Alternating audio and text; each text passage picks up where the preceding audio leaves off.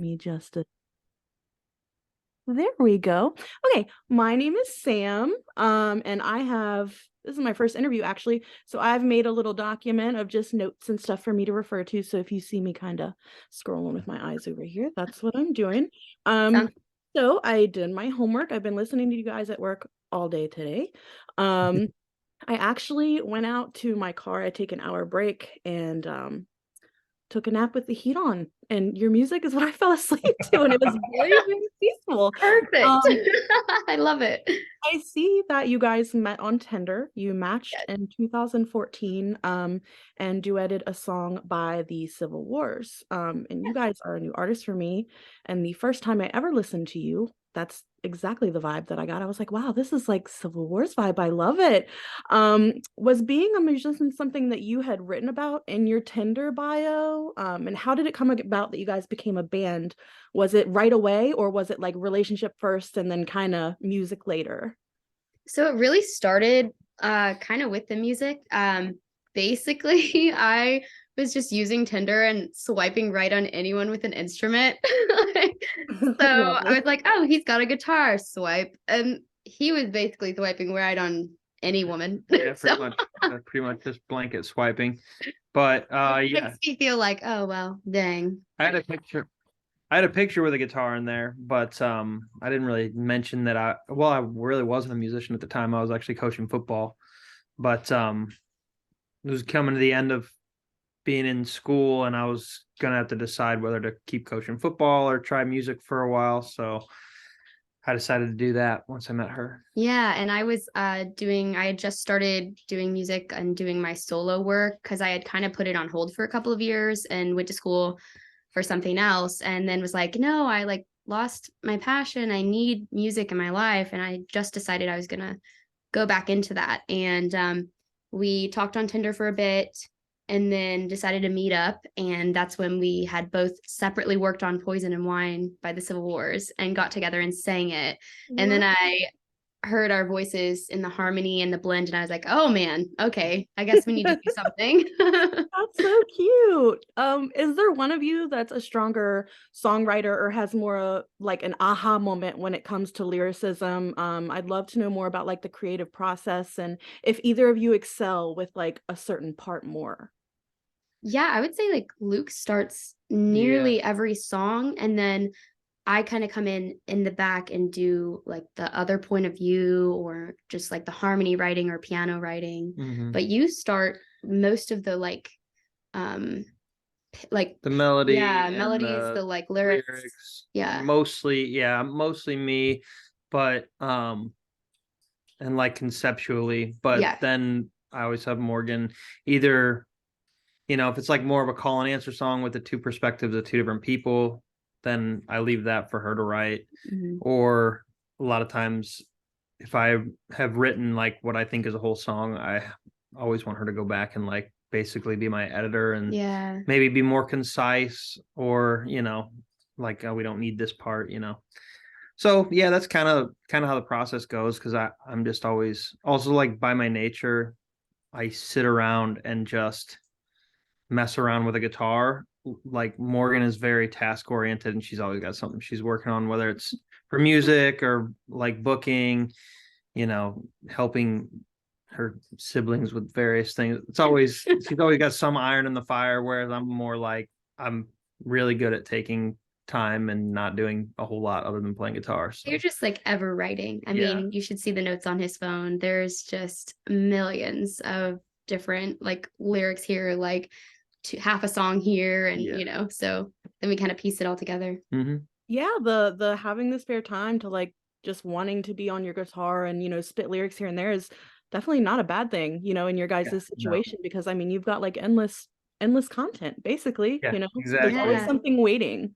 Yeah. It works well. It's like it's a good partnership between the Yeah. two things. Yeah. Yeah, And it you have to definitely have sounds that like it. time to be creative, because it's very like being an independent artist. It's like you do basically everything. So I feel a little bad. I'm good at shirking responsibility in a lot of cases, um, but yeah, as much stuff as we have done, it's an important part of just remembering that you also have to still be creative so that you have, your actual art to give to people once you've booked all the shows and done all the logistics and all that. Mm-hmm. Yeah, absolutely. So did you guys have any other band names that you played around with before you became of Sea and Stone, and where did that name come from? So we started out when we had met on Tinder in Columbia, Missouri, and we were a simple exchange at the time, because of the a simple exchange of voices and just kind of it dove off of that. And we had that name for a while. We were a little bit more like folk pop, I guess. I don't know, like bigger sounding because we had a backing band pretty regularly. And it was more like a 4-piece instead of like the duo centric. I think we had more of a I don't know what you call it. beachy vibe too. Beachy too, yeah. We had a little bit more of that because I was more in closer to like a Jack Johnson sort of phase, but Yeah. was getting away from that too. And so we started with that. And then we ended up dating after a while and then getting married. And so we moved to Austin, Texas. And kind of because we had left and our location was different from the other members, it just really centered on us. Here's our cat, Penny. Hi. Oh my goodness. I am a cat person. One of mine refused to leave the room. She's laying on a pile of my clothes over there. Aw, she just wants to Always, be included. especially when we do these things, she's like she's jumping in the middle of them every time. I'm like, Oh yeah. it's fine. My one cat Tofu knows when I'm on the phone. Ooh, I love that name. Yeah, Penny does too, and she gets jealous, so she comes and Aw. comes over. I love But it. but anyway, so we moved down there, and it was just the two of us, and we really wanted to hone in on our sound and kind of get a little deeper into that, and just focus on the two of us and those vocals. And so we workshopped names for a while on a lot of like long drives on tour, and we wanted something that was a metaphor and something that was visual but also tells a story. And so after going round and round and round, we ended up on Of Sea and Stone. And that's because we're both very different personality wise. Like, especially when you see us live or just talk to us in general, we're both very outgoing, but I'm very emotionally based. My emotions are like, woo, and you'll see it on stage and the way that I jump around. And then we'll go to these like really sad, somber songs and it'll be so different. And so I'm the sea. I'm like up and down and all around. And Luke is the stone, and he's my stone, and he keeps me grounded and steady. And he's so good at like leveling me and just my emotions and just keeping us together. Unless he's driving, then he's very different. Quite so stoic when I'm Yeah. driving, but other than that, Yeah. You're not as stoic. You've got road rage, but Yeah. that's a whole different thing. Hey, I'm right there with you. I'm Yeah. I'm the same way. And we also But like the we love- imagery of yeah. it because it's kind of the whole idea of the stone, seeing the stone kind of like crashing into each other, even though the sea recedes, it's always coming back, and they're very different, but they're always coming back together kind of. So. Yeah, like a picture for both our sound, our vocals, and our recordings, and our marriage in general. Just always coming back to one another and being together but very different. Gotcha. Yeah, that's beautiful. I love that. Speaking of Missouri, in late 2021 and much of 2022, I see that you guys did an impressive number of performances at Silver Dollar City in Missouri. Yeah. Do you have a favorite venue to perform at? And are there any venues that you have not booked yet that you're really trying to get into? Let's see. So we're really itching to get back on the full like US tours that we were doing, especially like that southeastern circuit. And it with COVID and everything, we hadn't gotten out as much in those last couple of years. So everything was very Midwestern. Just that it was a protection for, financially and just knowing, kind of what things were going to be like for touring. But for this year, for 2023, we're just so excited to get farther from home again. Mhm. And we do those venues, get back out to California. It's been a while since we've been out there. And just favorite venues. my favorite one probably to date is the Mint in LA. I loved that venue. I love the vibe of that venue.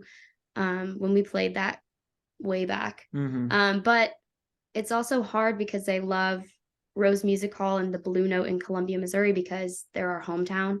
And it's so fulfilling to have like packed rooms with them singing your lyrics when you don't even ask them to. And so for fans, it'd probably be one of those two. I would say so.